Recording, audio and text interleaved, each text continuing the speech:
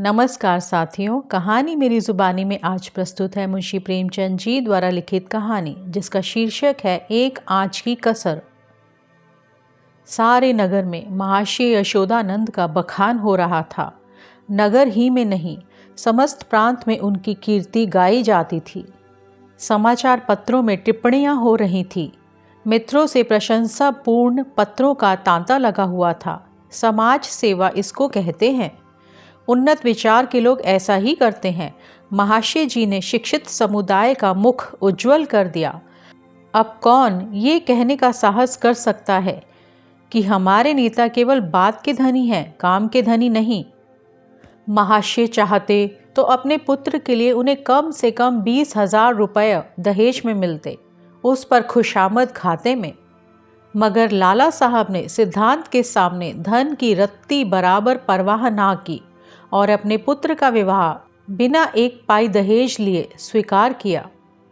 वाह वाह, हिम्मत हो तो ऐसी हो, सिद्धांत प्रेम हो तो ऐसा हो, आदर्श पालन हो तो ऐसा हो। वाह रे सच्चे वीर, अपनी माता के सच्चे सपूत, तूने वो कर दिखाया जो कभी किसी ने ना किया था। हम बड़े गर्व से तेरे सामने मस्तक नवाते हैं। महाशय यशोदानंद के 2 पुत्र थे। बड़ा लड़का पढ़ लिख कर फाजिल हो चुका था, उसी का विवाह हो रहा था और जैसा हम देख चुके हैं, बिना कुछ दहेज लिए। आज वर का तिलक था। शाहजहानपुर के महाशय स्वामी दयाल तिलक लेकर आने वाले थे। शहर के गणमान्य सज्जनों को निमंत्रण दे दिए थे। वे लोग जमा हो गए थे। महफिल सजी हुई थी। एक प्रवीण सितारिया अपना कौशल दिखाकर लोगों को मुग्ध कर रहा था। दावत का सामान भी तैयार था। मित्रगण यशोदानंद को बधाइयाँ दे रहे थे। एक महाशय बोले, तुमने तो यार कमाल कर दिया। दूसरे, कमाल ये कहिए कि झंडे गाड़ दिए। अब तक जिसे देखा मंच पर व्याख्यान झाड़ते ही देखा। जब काम करने का अवसर आता था तो लोग दुम दबा लेते थे। तीसरे, कैसे कैसे बहाने गढ़े जाते हैं। साहब, हमें तो दहेज से सख्त नफरत है। ये मेरे सिद्धांत के विरुद्ध है, पर करूं क्या, बच्चे की अम्मी जान नहीं मानती। कोई अपने बाप पर फेंकता है, कोई और किसी खुर्राट पर। चौथे, अजी कितने तो ऐसे बेहया हैं जो साफ साफ कह देते हैं कि हमने लड़के की शिक्षा दीक्षा में जितना खर्च किया है वो हमें मिलना चाहिए, मानो उन्होंने ये रुपये किसी बैंक में जमा किए थे। पांचवें, खूब समझ रहा हूँ, आप लोग मुझ पर छींटे उड़ा रहे हैं। इसमें लड़के वालों का ही सारा दोष है या लड़की वालों का भी कुछ है? पहले, लड़की वालों का क्या दोष है सिवाय इसके कि वो लड़की का बाप है? दूसरे, सारा दोष ईश्वर का जिसने लड़कियां पैदा की। क्यों? पांचवें, मैं ये नहीं कहता, ना सारा दोष लड़की वाले का है ना सारा दोष लड़के वाले का, दोनों ही दोषी हैं। अगर लड़की वाला कुछ ना देता तो उसे शिकायत करने का कोई अधिकार नहीं है कि डाल क्यों नहीं लाए, सुंदर जोड़े क्यों नहीं लाए, बाजे गाजे और धूमधाम के साथ क्यों नहीं आए, बताइए। चौथे, हाँ, आपका ये प्रश्न गौर करने के लायक है। मेरी समझ में तो ऐसी दशा में लड़के के पिता से ये शिकायत ना होनी चाहिए। पांचवें, तो यूँ कहिए कि दहेज की प्रथा के साथ ही डाल, गहने और जोड़ों की प्रथा भी त्याज्य है। केवल दहेज को मिटाने का प्रयत्न करना व्यर्थ है। यशोदानंद, ये भी लेम एक्सक्यूज़ है। मैंने दहेज नहीं लिया है, लेकिन क्या डाल गहने ना ले जाऊंगा? पहले, महाशय आपकी बात निराली है। आप अपनी गिनती हम दुनिया वालों के साथ क्यों करते हैं? आपका स्थान तो देवताओं के साथ है। दूसरे, 20,000 की रकम छोड़ दी, क्या बात है? यशोदानंद, मेरा तो ये निश्चय है कि हमें सदैव प्रिंसिपल पर स्थिर रहना चाहिए। प्रिंसिपल के सामने मनी की कोई वैल्यू नहीं है। दहेज की कुप्रथा पर मैंने खुद कोई व्याख्यान नहीं दिया, शायद कोई नोट तक नहीं लिखा। हाँ, कॉन्फ्रेंस में इस प्रस्ताव को सेकंड कर चुका हूँ और इसलिए मैं अपने को उस प्रस्ताव से बंधा हुआ पाता हूँ। मैं उसे तोड़ना भी चाहूँ तो आत्मा ना तोड़ने देगी। मैं सत्य कहता हूँ, ये रुपये ले लूँ तो मुझे इतनी मानसिक वेदना होगी कि मैं शायद इस आघात से बच ही ना सकूं। 5वें, अब की कॉन्फ्रेंस में आपको सभापति ना बनाए तो उसका घोर अन्याय है। यशोदानंद, मैंने अपनी ड्यूटी कर दी, उसका रिकॉग्निशन हो या ना हो मुझे इसकी परवाह नहीं। इतने में खबर हुई कि महाशय स्वामी दयाल आ पहुँचे। लोग उनका अभिवादन करने को तैयार हुए। उन्हें मनसद पर ला बिठाया और तिलक का संस्कार आरंभ हो गया। स्वामी दयाल ने एक ढाक के पत्तल पर नारियल, सुपारी, चावल, पान आदि वस्तुएं वर के सामने रख दी। ब्राह्मणों ने मंत्र पढ़े, हवन हुआ और वर के माथे पर तिलक लगा दिया गया। तुरंत घर की स्त्रियों ने मंगलाचरण गाना शुरू किया। यहाँ महफिल में महाशय यशोदानंद ने एक चौकी पर खड़े होकर दहेज की कुप्रथा का व्याख्यान देना शुरू किया। व्याख्यान पहले से ही लिखकर तैयार कर लिया गया था। उन्होंने दहेज की ऐतिहासिक व्याख्या की थी। पूर्व काल में दहेज का नाम भी ना था।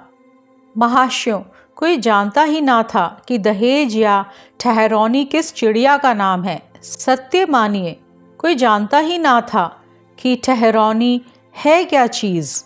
पशु या पक्षी, आसमान में या ज़मीन में, खाने में या पीने में। बादशाही ज़माने में इस प्रथा की बुनियाद पड़ी। हमारे युवक सेनाओं में सम्मिलित होने लगे। ये वीर लोग थे, सेनाओं में जाना गर्व की बात समझते थे। माताएं अपने दुलारों को अपने हाथ से शस्त्रों से सजाकर रण क्षेत्र में भेजती थी। इस भांति युवकों की संख्या कम होने लगी और लड़कों का मोल तोल शुरू हुआ।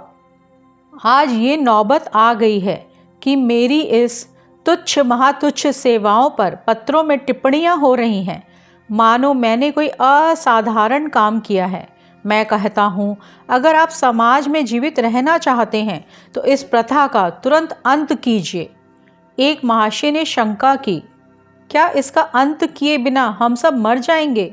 यशोदानंद, अगर ऐसा होता तो क्या पूछना था, लोगों को दंड मिल जाता और वास्तव में ऐसा होना चाहिए।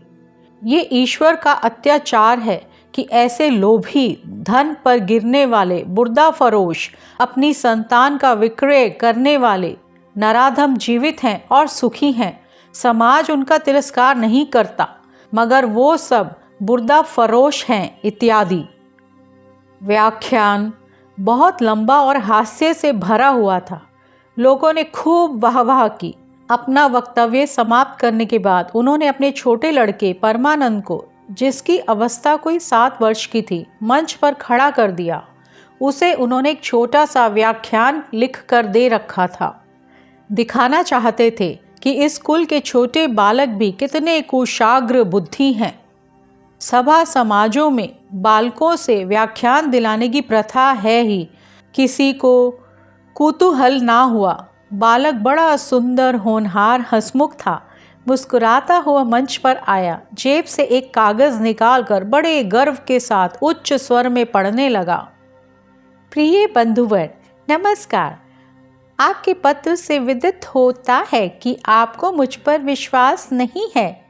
मैं ईश्वर को साक्षी करके निवेदन करता हूँ कि निर्दिष्ट धन आपकी सेवा में इतनी गुप्त रीति से पहुँचेगा कि किसी को लेश मात्र भी संदेह ना होगा। हाँ, केवल एक जिज्ञासा करने की धृष्टता करता हूँ।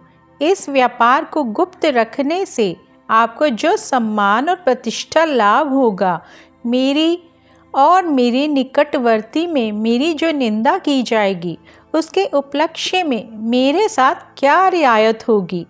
मेरा विनीत अनुरोध है कि 25 में से 5 मेरे साथ न्याय किया जाए।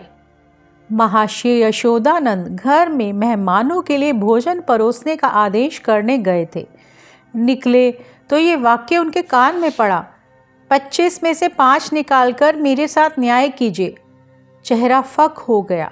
झपट कर लड़के के पास गए, कागज़ उसके हाथ से छीन लिया और बोले, नालायक, ये क्या पढ़ रहा है?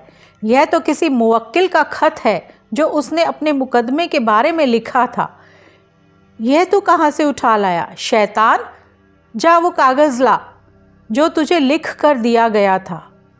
एक महाशय, पढ़ने दीजिए। इस तहरीर में जो लुफ्त है वो किसी दूसरी तकरीर में ना होगा। दूसरे, जादू वो जो सिर पर चढ़ के बोले। तीसरे, अब जलसा बर्खास्त कीजिए, मैं तो चला।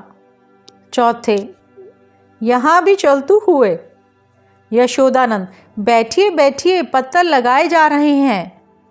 पहले, बेटा परमानंद, ज़रा यहाँ तो आना, तुमने वो कागज़ कहाँ पाया? परमानंद, बाबूजी ही ने तो लिख कर अपनी मेज़ के अंदर रख दिया था।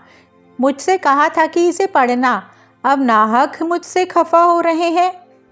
यशोदानंद, वो ये कागज़ था सुअर, मैंने तो मेज़ के ऊपर ही रख दिया था। तूने ड्रॉर में से क्यों यह कागज़ निकाला? परमानंद, मुझे मेज पर नहीं मिला। यशोदानंद, तो मुझसे क्यों नहीं कहा? ड्रॉर क्यों खोला? देखो, आज ऐसी खबर लेता हूँ कि तुम याद करोगे। पहले, ये आकाशवाणी है। दूसरे, इसको लीडरी कहते हैं कि अपना उल्लू भी सीधा करो और नेक नाम भी बनो।